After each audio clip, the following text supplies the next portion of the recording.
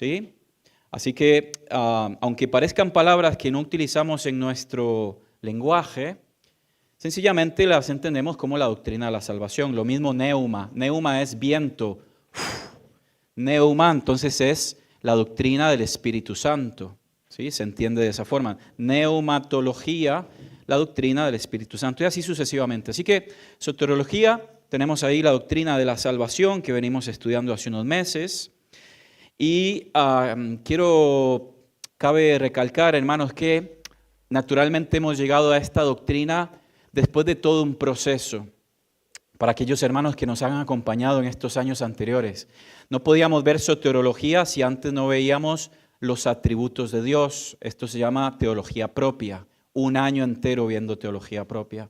No podemos ver soteriología si antes no veíamos cristología, la doctrina que estudia la persona de Cristo, 100% Dios, 100% hombre. No podíamos ver soteriología si antes no entendemos cuál es el cuadro de la iglesia, eclesiología. ¿Sí? ¿Por qué? Porque soteriología, como hemos dicho, a pesar de que es la doctrina de la salvación, donde debería haber más quórum, es una de las doctrinas más polémicas, donde el enemigo siempre quiere ganar ventaja. Y hemos dicho una y otra vez que la iglesia en los últimos años o tiempos no se multiplica por visión misionera, sino por división dentro de la iglesia. ¿Sí? Porque en lugar de comentar o intercambiar ideas u opiniones, ¿sí? Lo que hay son discusiones y divisiones. Así que por eso es importante entonces hacer estas aclaraciones anteriores. Muy bien, vamos a orar, hermanos, y vamos a entrar en materia. Son las 12:07, así que venimos al Señor. Dios, te rogamos en esta hora que tú nos des de tu sabiduría que desciende del cielo para poder estudiar, Señor, estas doctrinas, estas columnas importantes en nuestra fe, donde todo apunta a Cristo, donde tú eres el protosagonistis, el protagonista por sobre todas las cosas. Quita de nosotros ningún deseo, Señor, de tomar gloria o tomar una posición que no nos corresponde. Queremos estudiar tu palabra, Señor, y hacerlo a través de la luz de tu Espíritu Santo en esta hora, en el nombre de Jesús. Amén. Muy bien. Seguimos allí. Yo siempre invoco allí a mi amigo el cubo, ¿sí? Para tener esto claro, hermanos. Hemos dicho en las clases anteriores que nosotros, naturalmente, por nuestra cultura, ¿os acordáis que hablamos de la cultura la otra vez? Todos tenemos inclinaciones culturales a algo o inclinaciones caracteriales, ¿sí? De nuestras personalidades, de nuestros contextos, de nuestras historias, nuestros pasados, de nuestras situaciones, etcétera, etcétera. Todos tenemos inclinaciones a una u otra cosa, ¿sí? Pero Dios no. Él es más amor o más gracia, o más justicia, o más soberanía. ¿Qué es más? Nada, Él es perfectamente equilibrado, ¿sí? El hecho que nosotros no podamos comprender en nuestra humanidad esto no quiere decir que no es así, ¿sí? Esta es una verdad que vamos a encontrar en la Escritura, donde Él en algunos pasajes se manifiesta, ¿sí? Y hace mostrar un atributo, pero en otros pasajes vamos a ver cómo Él vuelve a equilibrar la balanza y lo manifiesta en otro atributo. Pero, bueno, es importante tener esto siempre en cuenta, ¿no? Así que la pregunta que tenemos hoy, ¿sí? Una pregunta que ha sido allí cuestionada por décadas, ya van siglos, ¿sí? La clase pasada vimos las teorías de la expiación. Continuamos siempre en el tema de expiación, en el tema de la salvación. Entonces la pregunta del millón, dicen, ¿no? Es, ¿Cristo murió por todos? ¿Murió por unos cuantos? ¿Por quién murió Cristo? ¿Sí? Veis allí una balanza, ¿no? Entonces, esto es un tema que naturalmente tenemos que descifrar. Dios no juega las escondidillas, ¿sí? Dios no juega las escondidillas. Él es el más interesado en revelarnos esto. Así que tenemos esta pregunta allí, ¿no? Interesante lo de la balanza, que la veremos más adelante. Pero para contestar esta pregunta, si Cristo murió por todos, primero tenemos que ir a algunas definiciones. ¿Sí? Entonces, vamos a ir a la primera definición esta mañana. La primera definición para entender si Cristo murió por todos es el concepto de sustitución. ¿Sí? Acá entramos en un marco legal, penal, jurídico. ¿Sí? Entiéndase, este es el marco. ¿Por qué? Porque en esa balanza tenemos al Dios soberano, tenemos al Dios de toda justicia y al Dios de toda gracia. ¿Sí? Entonces, tenemos que entender esa balanza como el Dios soberano, al Dios de toda justicia. Él no podía ser injusto consigo mismo. Y tenemos al Dios de toda gracia. ¿Sí? Muy bien, entonces el concepto de la sustitución va a decir allí, dice que partimos del fundamento. ¿Cuál es la doctrina fundamental? ¿De dónde partimos? Partimos del fundamento de un absoluto. ¿Sí? ¿Cuál es el absoluto? Que la paga del delito, del pecado, es la muerte. Ese es el principio. ¿Sí? Ese es el principio. La paga de la deuda, la paga de la transgresión, el salario que correspondía a esa situación es la muerte. La muerte la vamos a entender como la separación con Dios. El concepto de muerte es primeramente espiritual. ¿Sí? El hombre fue creado en comunión con Dios y a partir de la caída, el hombre se separa espiritualmente de Dios. ¿Sí? Y esa muerte espiritual naturalmente le iba a provocar la muerte física. Y esto entonces lo vemos allí, dice, Dios estableció el principio de la caída, desde el principio de la caída, cuando el hombre y la mujer allí pecan, desobedecen, Dios ya había establecido entonces el sistema del sacrificio. ¿Qué tipo de sacrificio? Un animal, ¿sí? Y este tipo de sacrificio era simbólico referente a la sustitución. ¿Por qué simbólico? Importante esto. ¿Por qué es un sistema de sacrificio simbólico? Porque si yo cometo un delito hoy, me salto un semáforo y atropello a un niño, ¿sí? Entonces el juez me va a llamar a la corte mañana lunes y entonces yo le voy a decir, bueno, señor juez, acá tengo a mi perro que va a ir entonces 4 años en prisión. ¿Sí? ¿Es justo? No. Dios lo había soberanamente establecido así porque era simbólico. Un animal no podía cargar el pecado de un ser humano. ¿Sí? Por lo tanto, en este caso Dios, haciendo este simbolismo, ¿sí?, de sustitución que tendría después un significado en la persona de Cristo. ¿Sí?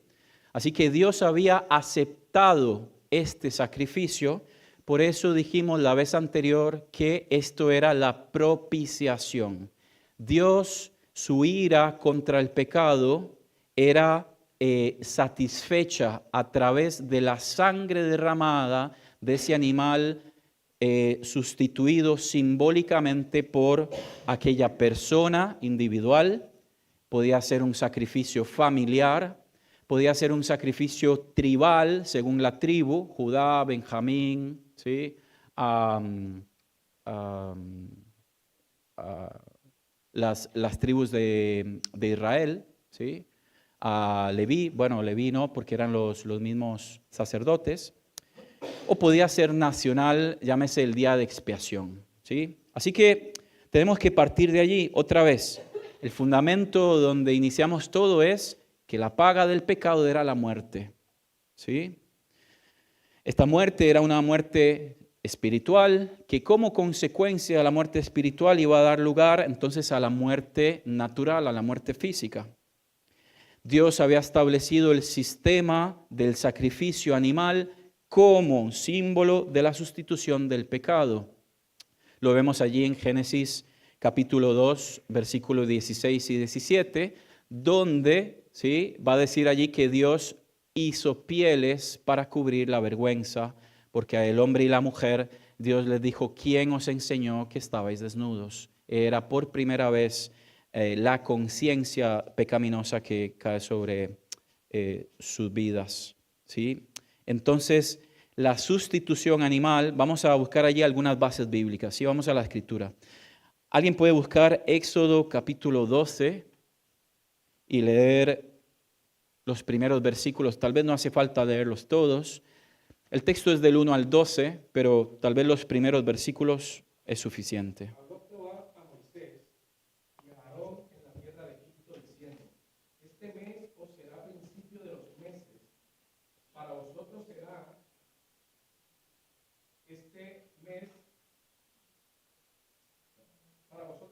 el primero en los meses del año. Hablad a toda la congregación de Israel diciendo: en el 10 de este mes, tómese cada uno un cordero según las familias de los padres, un cordero por familia. Mas si la familia fuere tan pequeña que no baste para comer el cordero, entonces él y su vecino inmediato a su casa tomarán uno según el número de las personas, conforme al comer de cada uno. Haréis la cuenta sobre el cordero. El animal será sin defecto, macho de un año. Lo tomaréis de las ovejas o de las cabras. Lo guardaréis hasta el día 14 de este mes, y lo inmolará toda la congregación del pueblo de Israel entre las dos tardes. Y tomarán de la sangre y la pondrán en los dos postes y en el dintel de las casas en que lo han de comer. Y aquella noche comerán la carne asada al fuego, y panes sin levadura. Con hierbas amargas lo comerán. Ninguna cosa comeréis de él cruda, ni cocida en agua, sino asada al fuego, su cabeza con sus pies y sus entrañas. Ninguna cosa dejaréis de él hasta la mañana, y lo que quedare hasta la mañana lo quemaréis en el fuego. Muy bien, muchas gracias, Will. Bien, así que esto nos habla de lo que era el Cordero Pascual. Allí está haciendo referencia a cuando Israel está en Egipto, ¿sí? Y se preparaba entonces el Cordero. Ya conocéis la historia, la veremos en unos minutos, donde habían pasado las plagas de Egipto, y la última era el castigo de la muerte sobre los primogénitos. Así que la sangre de este cordero iba a ser allí puesta en los dinteles. Lo veremos en unos minutos. Otro pasaje leo para vosotros, Levítico 20 al 22, dice 16, versículo 20 al 22, dice: cuando hubiere acabado de expiar el santuario del tabernáculo de reunión en el altar, hará traer el macho cabrío, y pondrá Aarón sus dos manos sobre la cabeza del macho cabrío vivo, y confesará sobre él todas las iniquidades de los hijos de Israel, todas sus rebeliones y todos sus pecados, poniéndolos así sobre la cabeza del macho cabrío, y lo enviará al desierto por mano de un hombre destinado para esto. Y aquel macho cabrío llevará sobre sí todas las iniquidades de ellos a tierra inhabitada, y dejará ir al macho cabrío por el desierto. ¿Sí? Así que estamos de acuerdo, hermanos, que esto era un sistema que Dios había implementado en esta forma, ¿sí? Algo que naturalmente tenía un valor legal, porque era Él mismo dentro de su soberanía que lo había estipulado, pero en esa legalidad también no era exactamente el sacrificio perfecto. El sacrificio perfecto vendría después. Como hemos dicho, todo esto apuntaría a la persona de Cristo. Por eso decimos que el pecado era propiciado y no expiado, porque la expiación es Cristo Jesús. ¿Sí? Muy bien, así que tenemos ahí este cuadro. Como mencionábamos anteriormente, la sustitución la vamos a ver claramente acá, que era entonces en los días de la Pascua. Como sabéis, la Pascua se celebra justamente en esta semana que inicia la primavera, a pesar de que no parece, ¿sí? Y entonces era referente a el ángel de la muerte que pasaría por toda la tierra de Egipto, pero aquellos que creen, ¿sí?, no solamente judíos primeramente, sino también egipcios para toda aquella tierra, aquellos que creerían llevarían a cabo el sacrificio del Cordero Pascual y pintarían sus dinteles de las puertas con la sangre del Cordero, ¿sí? Así que esto lo vemos en Éxodo capítulo 12. Esta muerte del Cordero vendría a sustituir simbólicamente lo que el ángel de la muerte venía a buscar, que era al primogénito de cada familia. Así que en este cuadro vemos primero sacrificio, vemos sustitución, por lo tanto vemos la satisfacción. El ángel de la muerte, al ver este sacrificio, entonces lo que venía a buscar ya era satisfecho. Por lo tanto, Pasaj, ¿sí? Pesaj pasa de largo. La muerte no tocaría ese hogar porque se supone ya había una muerte allí. Muy bien, así que este es el cuadro de la sustitución de forma general. Seguimos, otro aspecto, hemos visto la sustitución, el otro aspecto es la imputación. ¿Qué es imputación? Esto, como siempre, dentro del marco legal, jurídico, penal, la imputación significa atribuir o cargar, transferir, pasar algo a la cuenta de alguien, ¿sí? Esto es una imputación. Algunas veces tiene connotaciones negativas, pero veremos que en el marco legal también tiene una connotación en su antítesis. Puede ser también algo positivo. La imputación del pecado de Adán, ¿sí? Y cuando hablamos del pecado no hablamos del acto, ¿sí? El pecado no es el acto, sino es la situación espiritual en la cual se encontraba Adán, ¿sí?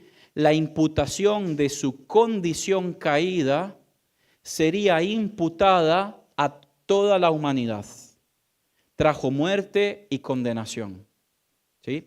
Ya hemos explicado esto en otras clases, por eso decimos, hermanos, que esto es el cúmulo, ¿no?, de una clase tras otra clase, de cómo se concibe el pecado en el momento de la concepción, de cómo se lleva a cabo a través de la esperma del hombre, la semilla, etcétera. Vemos en la figura de Cristo por qué Él no fue concebido por parte de varón, sino fue concebido solo en el vientre de la mujer, etcétera, etcétera, etcétera. ¿Sí? Estas clases anteriores las podéis encontrar allí en el canal de la iglesia. Así que el pecado de Adán es imputado a toda la humanidad. Romanos 5, 12 al 19, ¿alguien lo puede leer, por favor? Por tanto, tal como el pecado entró en el mundo por un hombre y la muerte por el pecado, así también la muerte se extendió a todos los hombres porque todos pecaron. Pues antes de la ley había pecado en el mundo, pero el pecado no se imputa cuando no hay ley. Sin embargo, la muerte reinó desde Adán hasta Moisés, aún sobre los que no habían pecado, con una transgresión semejante a la de Adán, el cual es figura del que había de venir. Pero no sucede con la dádiva como con la transgresión, porque si por la transgresión de uno murieron los muchos, mucho más la gracia de Dios y el don por la gracia de un hombre, Jesucristo, abundaron para los muchos. Tampoco sucede con el don como con lo que vino por medio de aquel que pecó, porque ciertamente el juicio surgió a causa de una transgresión, resultando en condenación. Pero la dádiva surgió a causa de muchas transgresiones, resultando en justificación. Porque si por la transgresión de uno, por este reinó la muerte, mucho más reinarán en vida por medio de uno, Jesucristo, los que reciben la abundancia de la gracia y del don de la justicia. Así pues, tal como por una transgresión resultó la condenación de todos los hombres, así también por un acto de justicia resultó la justificación de vida para todos los hombres. Porque así como por la desobediencia de un hombre los muchos fueron constituidos pecadores, así también por la obediencia de uno los muchos serán constituidos justos. Gracias, Maripaz. Lo sé, hermanos, que es un texto largo, pero vaya declaración legal de la justicia de un juez perfecto. ¿Cómo empieza? Por tanto, ¿no? ¿Vieron cuando es un juicio que lleva meses o días o semanas, ¿no? Se escuchan los veredictos, se escucha el fiscal, se escucha la defensa, y al final hay un momento allí donde el juez y su consejo o el tribunal, y entonces cuando viene el por tanto, ¿sí? Declaración final. Esto es exactamente lo que Dios está declarando allí en la carta a los romanos. Es el por tanto. Y está diciendo, como el pecado es imputado, fue imputado por uno, es decir, la condición caída, pecaminosa, por uno fue imputado a todos, así también por uno que cumplió y que pagó esa condición, será imputada la vida a algunos, a todos. ¿Sí? Muy bien. Después veremos algunos pasajes, naturalmente, tanto de una cosa como de la otra. Así que acá tenemos el concepto de imputación. Es interesante, ¿no? Porque tiene que ir siempre, ¿os acordáis? La balanza, la soberanía, la justicia y la gracia. Ok, tercer concepto, hoy estamos viendo la sustitución vicaria. Entonces hemos visto la sustitución, hemos visto la imputación y entonces ahora vemos el concepto de vicario. El término vicario, como veis allí, viene del latín vicarius, que significa en lugar de o sustituto. En el contexto teológico se usa para describir a Cristo como el sustituto simbólico. ¿No, verdad? Sustituto perfecto. Ya no era un animal por un hombre, sino era un hombre por un hombre.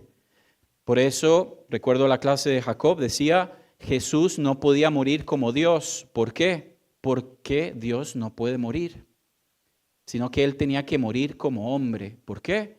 Porque como hombre era transmitida y era imputada toda la culpa del pecado, por lo tanto la paga del pecado es muerte, por lo tanto Jesús podía morir como hombre. ¿Sí? Que tomó el lugar de los pecadores en la cruz, sufrió el castigo, la paga de la muerte, que correspondía a Adán. No, ¿verdad? Correspondía a la humanidad. ¿Por qué? Porque la imputación de uno fue transmitida a todos, ¿sí? Y sufrió la pena del pecado en su lugar. Tenemos algunos versículos allí y tal vez uno que podemos leer, 2 Corintios 5:21, dice, al que no conoció el pecado, por nosotros lo hizo pecado, para que nosotros fuésemos sin mancha, fuésemos hechos justicia, de Dios en él. Voy a leer uno tal vez al azar, Gálatas 3:13. Dice, Gálatas 3:13, dice, Cristo nos redimió de la maldición de la ley, hecha por nosotros maldición, porque está escrito, maldito todo aquel que es colgado en un madero. Otro versículo allí mismo dice, por ejemplo, 1 de Pedro 2:24. 1 de Pedro 2:24 dice, quien llevó él mismo nuestros pecados en su cuerpo sobre el madero, para que nosotros, estando muertos a los pecados, vivamos en la justicia, y por cuya herida fuisteis sanados. ¿Sí? Y el famoso pasaje de Isaías, que tal vez por tiempo pues no podemos leerlo, pero son versículos que hacen alusión al vicariato, a la sustitución, ¿sí? A tomar uno en lugar de, en este sacrificio ya no simbólico, que fue propicio, que calmó la ira de Dios, sino un sacrificio perfecto que expiaría, quitaría el pecado una vez y para siempre de en medio. ¿Sí? Muy bien. Entonces, volvemos allí a nuestra pregunta. ¿Murió Cristo por todos? Soberanía, gracia, justicia. Justamente por esta pregunta, hermanos, hay muchísimas personas que depende otra vez, ten cuidado en tu corazón, ten cuidado en tu corazón. No dejes que el diablo gane ventaja, ¿vale? Esto no es una competencia, ni es una riña para desmontar un argumento de otro. No compres convicciones prestadas de nadie, ¿sí? Hemos dicho, ¿quién te dijo que tienes que ser calvinista o arminianista o pelagianista? ¿Quién nos vendió esa mentira? ¿Quién? No compres convicciones prestadas, ¿sí? Deja que el Espíritu Santo ve a través de su palabra, forme en ti una convicción con respecto a esto, ¿sí? Muy bien. Así que vamos a encontrar allí respuesta a lo que es este enigma, ¿sí? Y esto, hermanos, ya os digo que no es sencillo. Pero, ¿por qué podemos ver esto? Hay algo que entendemos en el concepto de redención, ¿sí? Lo vimos hace algunas clases, vimos estas 3 palabras, y hay algo que se llama, en el mercado de esclavos, se llamaba el pago potencial y el pago efectivo, ¿sí? Entonces, hemos dicho que redención era que venía el amo, entraba al mercado de esclavos, y entonces él venía con el fin de comprar. Y allí la primera palabra que va a hacer referencia al concepto de redención, ¿sí? De ser redimidos, es la palabra agorazo. Ágora era el mercado, era la asamblea, así que el agorazo era cuando el amo, el dueño, el comerciante entraba en el mercado, pero esa palabra ágora tiene la connotación de rescatar el concepto de comprar, de pagar, ¿sí? Entonces, resulta que si yo de repente venía a comprar una naranja y resulta que en el mercado me encuentro, pues que vale lo mismo pagar una naranja que llevarme todas las naranjas, ¿no? ¿Vale lo mismo? Era el mismo precio. ¿Por qué? Era la oferta, ¿no? Si era necesaria la muerte para pagar el pecado de uno que había sido imputado a todos, pues si yo de todas maneras tenía que morir para redimir, para rescatar a aquel uno, pues era lo mismo entonces morir, ¿sí? Para pagar a todos. Era la oferta. ¿Me explico? ¿Sí? Esto, hermanos, es un enigma que cuando no lo entendemos se generan muchísimas complicaciones. Otra vez, hemos dicho repetidamente, Cristo no murió por los pecados, ¿sí? ¿Cuántos pecados cometiste hoy? Es algo que no podemos contar, no tenemos esa capacidad, ¿sí? Lo que sí sabemos es que nosotros estamos en condición de pecado, ¿sí? Por lo tanto, el Señor lo que viene es a llevar cautiva, ¿qué?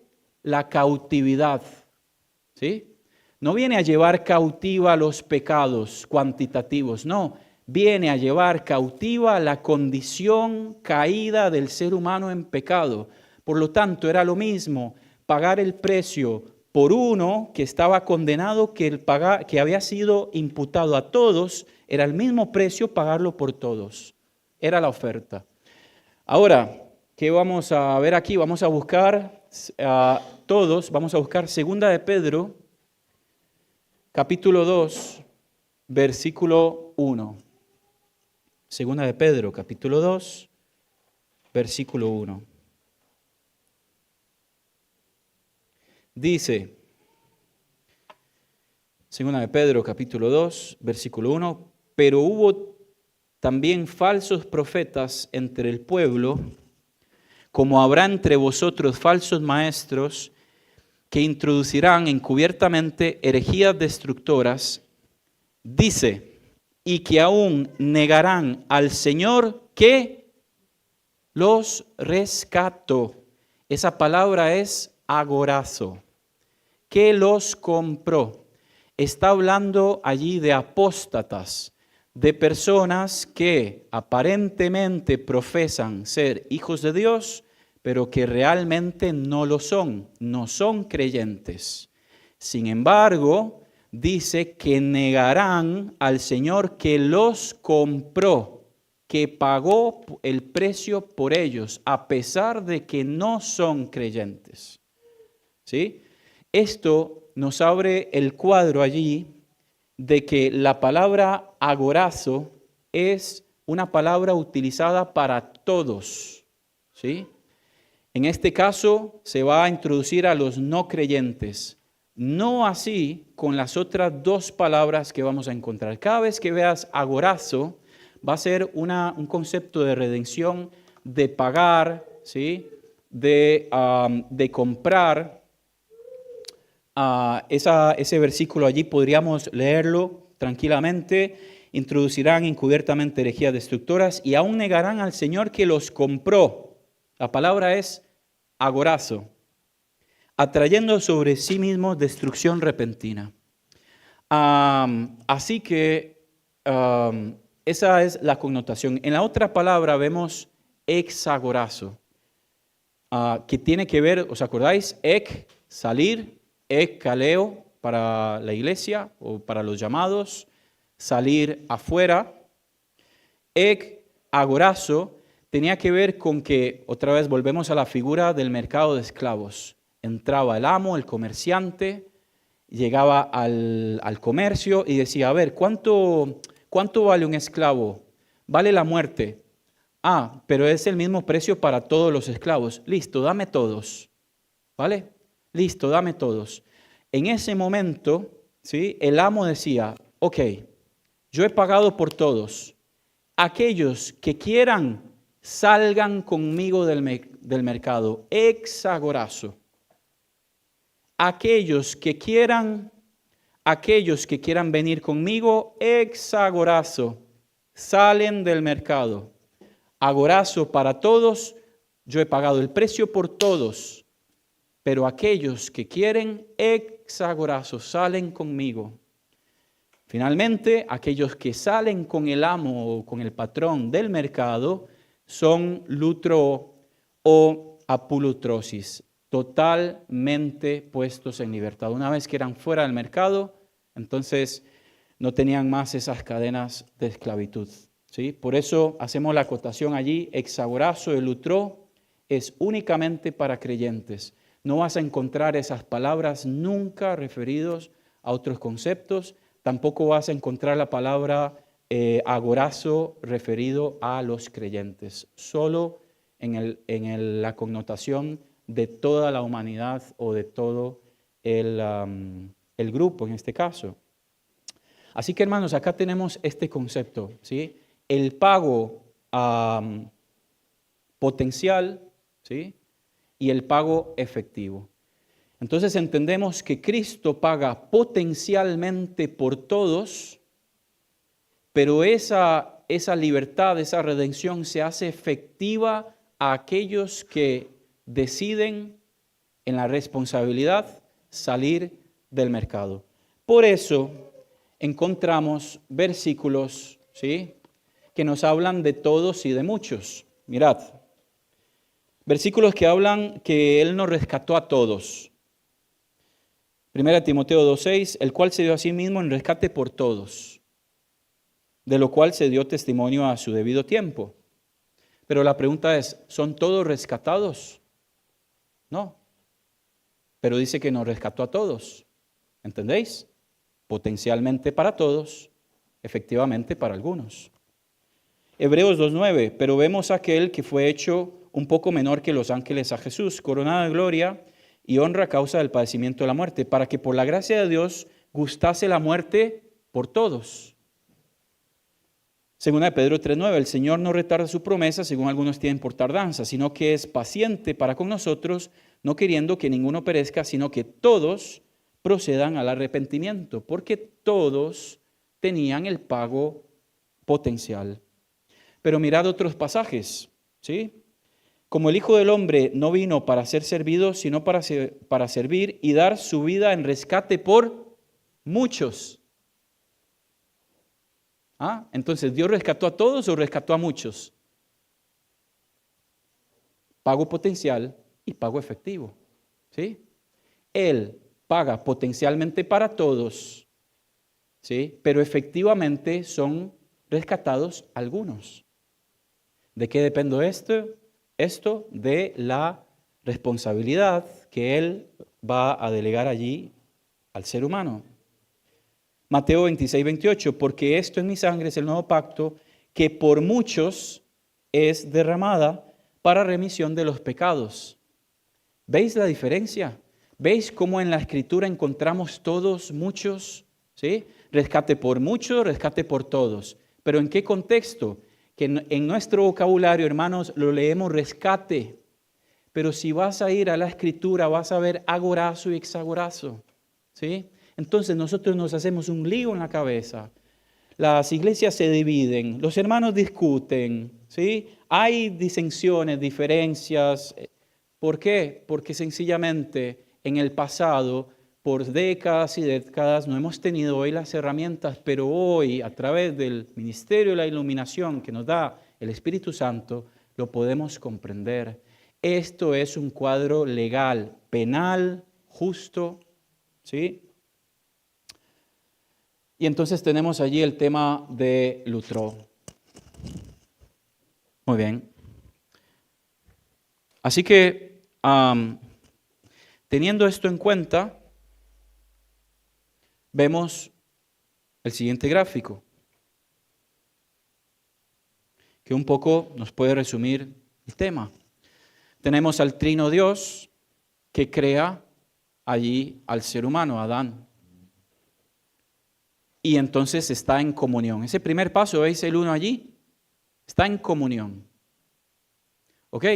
A partir de Adán y la desobediencia con su mujer, viene la caída. Y en esa caída es imputada la muerte desde Adán, como leyó Maripaz, a todos los hombres por cuanto todos pecaron. A partir de la caída, Dios había establecido ya un sistema simbólico que era propicio. Es que tenemos que recalcar esto porque si no el cuadro no me cierra.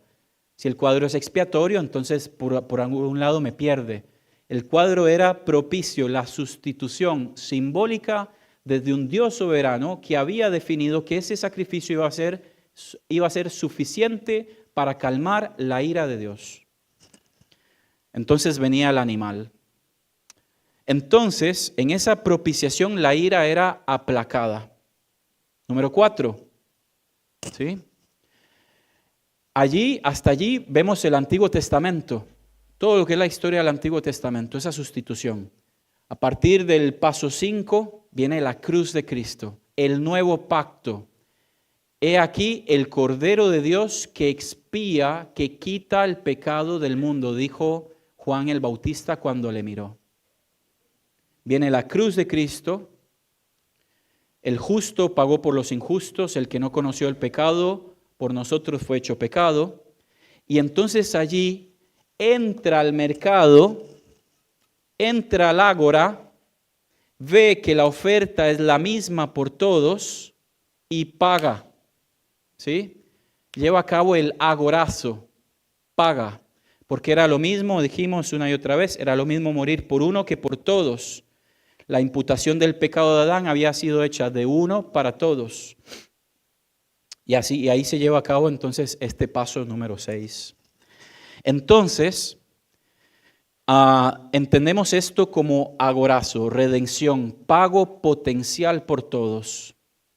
Y así como la muerte fue imputada a todos, de la misma forma, la vida era imputada potencialmente a todos. ¿Sí? Paso número 8, ¿dónde se haría efectivo este pago? A todo aquel que cree. En esa sustitución perfecta, en el aceptar libremente de que Cristo toma mi lugar. ¿Sí? A todo aquel que cree. Sustitución ya no simbólica, sino una sustitución perfecta. Por último, y cerrando el cuadro, entonces, aquella persona, aquel individuo es constituido salvo. ¿Por qué? Porque es llevada a cabo la expiación, el pago efectivo. ¿Sí? Así que, veis allí la figura de fondo, son esas cadenas en las cuales el Señor nos ha encontrado en el mercado. ¿Sí? Todos nosotros estábamos en el mercado, pero aquel, ¿sí?, que responde, y esto lo veremos en las siguientes clases también, todo lo que tiene que ver con regeneración, llamado, lo hemos visto con Jacob también. Entonces, su pago que ya ha sido efectuado se hace efectivo. Tenemos unos versículos acá, hermanos, ¿no? Dice 1 Corintios 15:12, porque así como en Adán todos mueren, también en Cristo todos serán vivificados. ¿Quiénes todos? Los que creen. Porque la pregunta es, ¿son todos vivificados? No. Pero entonces, según lo que hemos estudiado, esta palabra hace referencia a ¿qué? Agorazo, exagorazo, lutró. Exagorazo y lutró. ¿Sí? Entonces, vamos a ir despejando lo que son estos temas. El otro versículo. Así que, como por la transgresión de uno vino la condenación a todos los hombres, de la misma manera, por la justicia de uno, vino a todos los hombres la justificación de vida. Pero la pregunta es, ¿son todos justificados para vida? No. ¿Dónde está la ecuación? En la gracia, en aquellos que creen, en aquellos que aceptan. ¿Sí? Tengo otros versículos acá, por ejemplo, dice 1 Juan 2:2, y Él es la propiciación por nuestros pecados, y no solamente por los nuestros, sino también por los de todo el mundo. Pero por otra parte vemos otros versículos, como os he dicho, que si no los interpretamos desde este cuadro, entonces no lo entendemos. Hebreos 9:28 dice, así también Cristo fue ofrecido una vez para llevar los pecados de muchos. ¿Entendéis? Entonces, es indispensable, hermanos, entender este tema, ¿no? Básicamente la sustitución vicaria, la expiación, la vamos a poder determinar a través de estos pasajes bíblicos. Cuando vas a ir allí a estudiar estos versículos, te vas a encontrar con agorazo y con lutró. ¿Sí? Siendo otra vez el amo, el patrón, el dueño, entra al mercado, encuentra que es la misma oferta, paga para todos, pero el concepto era dejaba. Si el patrón, a ver, entiendas este escenario. Cuando se habla de redención, el fin del patrón no era apoderarse de estos esclavos, no era llevárselos del escenario A al escenario B, no era cambiar una esclavitud por otra, desde ese concepto, sino era dejarlos en libertad. El fin de la redención era hacerlos libres, ¿cierto? Entonces, el concepto era que entraba al mercado, pagaba para todos, pero como ya en su corazón, los designios de su corazón era darle la libertad, de dejarlos libres, de sacarlos de las cadenas, de que aquella cadena de maldición del pecado no estuviese más sobre ellos. Por lo tanto, cada esclavo en ese momento era libre. ¿Sí? Por esto hoy, hermanos, hoy necesitamos seguir predicando el Evangelio. Porque la Biblia dice, va a decir Pablo allí, ay de mí si no anunciar el Evangelio. La Escritura dice que si nosotros no compartimos el Evangelio, las rocas van a hablar. Esta semana he ido 2 veces a la Sagrada Familia a visitar con hermanos extranjeros, personas que pasan por Barcelona, y con mi esposa, mientras tenemos ministerio, también les acompañamos. Y es interesante porque sabéis que la iglesia de Barcelona, en esta ciudad atea, agnóstica, de espaldas a Dios, como es el resto de Europa, del mundo en general, esa iglesia, al menos su infraestructura, lo que Gaudí, ¿sí?, deja plasmado allí, es el mensaje del Evangelio. Allí está. Es claro, sobre todo desde la cara donde está el Evangelio de Juan, ¿sabéis, no? Que la Sagrada Familia, cada cara, sobre todo las dos principales, la más antigua es el Evangelio de Mateo, que nos cuenta el anuncio de Jesús, su nacimiento, y la otra cara de la iglesia, también de frente a un parque, es el Evangelio de Juan. Allí está plasmada, ¿sí?, el Evangelio, el mensaje del Evangelio es la salvación en Cristo. Está la crucifixión, está la muerte, está la resurrección y la ascensión, ¿sí? Es increíble. Pues hermanos, si usted y yo no compartimos el Evangelio, el mensaje del Evangelio, os quiero decir algo, nos perdemos de un gran privilegio, ¿sí? Qué interesante que las mismas piedras, si tú y yo no lo hacemos, no te preocupes que las piedras lo van a hacer. Gracias a Dios que hemos sido redimidos. Él ha entrado al mercado. Él entró por nosotros. Él pagó potencialmente para todos. Y para ti y para mí, quienes hemos creído, quienes hemos aceptado este regalo por gracia, ese pago es efectivo, una vez y para siempre. Ya no un animal, ya no un sustituto, ya no un simbolismo, sino el sustituto perfecto en entera y completa expiación por nuestros pecados. De esta manera, hermanos, tenemos aquí la clase. Bueno, hoy ha sido un poco más corta, raro, ¿no? Pero seguramente hay muchísimas preguntas, inquietudes, incertidumbres. Un tema, otra vez, hermanos, yo sí os quiero compartir esto antes de orar. En YouTube, en redes sociales, lo hemos dicho, si escuchas a uno, ¿sí?, entonces te vas a ir para acá, escuchas al otro. Hemos dicho en otras clases de teología, mira toda esta biblioteca, mira, sí, pero también está esta biblioteca aquí, ¿sí? Entonces, deja que el estudio de la Escritura, si tú realmente quieres profundizar en esto, yo te lo digo, si vas a hacer una milla, hazla toda, ¿vale? Si vas a hacer una milla, si vas a profundizar en estos temas, hazla toda, no a 100 metros. Esto tiene que ver, hermanos, con la comprensión de todas las doctrinas de la Escritura, ¿sí? Yo tengo que entonces encajar todas las doctrinas de la Escritura. Tengo que ir a la correcta interpretación del hebreo y del griego para esto, ¿sí? Si vas a hacer una milla más, hazla toda, porque ante esto tenemos una gran responsabilidad. Por eso hay falsos maestros, hay manipulación con las Escrituras, por eso hay desánimo entre unos, entre otros, por eso hay disensiones, ¿sí? Que el Señor bendiga su palabra, hermanos, y que cada uno de nosotros delante de la cruz podamos abrazar estas doctrinas, llevarlas en nuestro corazón y ser instruidos. ¿Os acordáis? La palabra de Dios es útil para enseñar, para instruir, para corregir y para redarguir, a fin de que seamos cada vez más perfectos, más maduros según la imagen de Cristo. Oramos.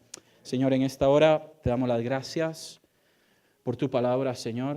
Te rogamos que tú nos ayudes, que nos des también un espíritu correcto, Señor, de obediencia, de humildad, que sea tu sabiduría que descienda del cielo para que estas columnas tan importantes, Señor, que el enemigo ha querido derribar, destruir, confundir, no nos golpeen, sino que al contrario, podamos ser de ánimo, Señor, para predicar un evangelio. Ay de nosotros si no predicamos el evangelio de salvación.